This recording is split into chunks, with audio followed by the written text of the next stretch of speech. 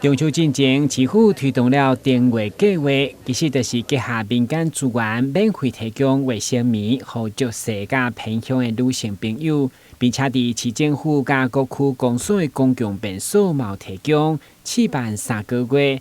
市长黄伟哲透过记者会感谢康纳乡企业的支持。很谢谢康纳乡的热心的支持，帮助全市2000多位妇女朋友们能够终结月经贫穷。能够有更好的这个态度来面对自己的生理期，我们非常谢谢。那谢谢社会局的同仁能够规划这个活动，我们这个活动是一个开始，我们希望未来能够让这个活动一直延续下去。耶稣来的时候，就怕他给人求就所以比较便宜。所以我们要说这个灯夜了。真的要推卫生棉，我们那会想说，我们怎么把这个卫生棉推到市场让它能够普遍使用。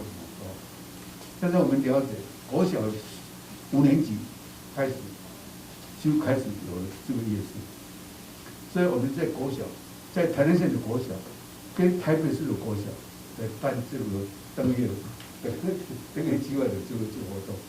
为了全球小红帽协会创办人卖月经教育的学习，感受台南推动友善城市甲性别平权的努力。真的是全部的伙伴都非常的开心，看到台湾的城市已经开始去看到了我们最基本、最深层的需求。我们常在说一个友善的城市，真的是要从人们最基本跟深层的需求开始看见。市表示，了卖举办月经讲座，用教育来打破民众对月经错误的观念甲眼光。性别平权上战。台新闻军及采访报道。